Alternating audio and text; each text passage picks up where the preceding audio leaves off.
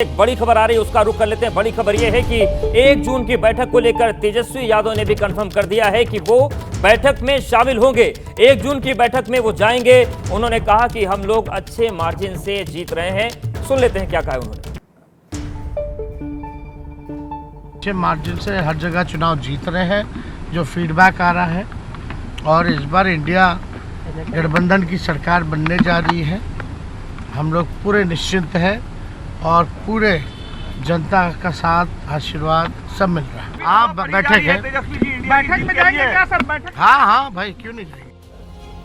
तो सुना आपने, तेजस्वी यादव कह रहे हैं कि हम अच्छे मार्जिन से जीत रहे हैं। उन्होंने ये भी बयान अभी दिया था कि मैं तब तक बेड रेस्ट नहीं करूंगा जब तक कि प्रधानमंत्री को बेड रेस्ट पर नहीं भेज दूंगा। और अब इस पर बातचीत को आगे बढ़ाते हैं। विनोद अग्निहोत्री सर, ये जो बात चल रही है कि 1 तारीख को बैठक होगी, अब तेजस्वी यादव भी कह रहे हैं कि अच्छे मार्जिन से हम जीत रहे हैं, तो इंडिया गठबंधन तो एकदम आश्वस्त है कि सरकार बन रही है। देखिए, हमारे 2 मित्रों ने तो बिल्कुल ही खारिज कर दिया है कि इंडिया गठबंधन का कुछ फायदे नहीं बैठक करने। ये मेरी राय इनसे अलग है।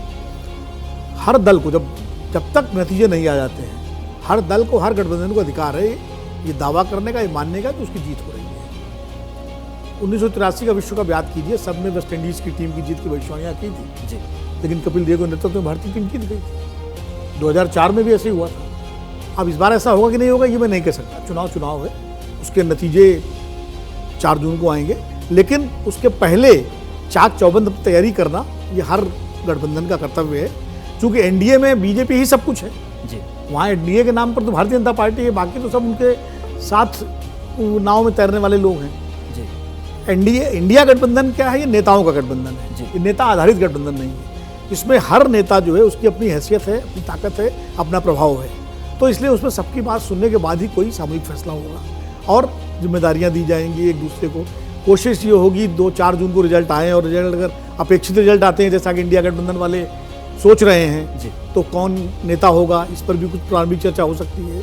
अगर अपेक्षित रिजल्ट नहीं आते हैं और मान लीजिए त्रिशंकु लोकसभा की स्थिति बनती है, तो कैसे कोशिश की जाए कि राष्ट्रपति के पास जाने का और आगे की जो रणनीति है उस पर बातचीत होगी।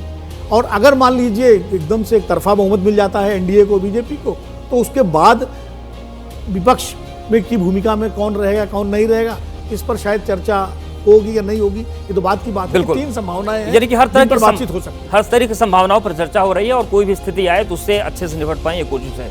जैसे ही घड़ी का काटा दोपहर 2:30 पे आए, बबीता जी का दिल सास बहू साजिश के लिए मचल जाए। और ये है इनकी बहू, पूरे दिन ऑफिस की टेंशन हो जाए गॉन जब ये करें अपना फेवरेट शो फ्री टाइम पे ऑन।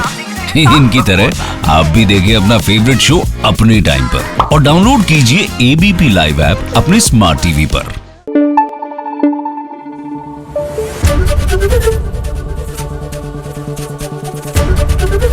एबीपी न्यूज आपको रखे आगे।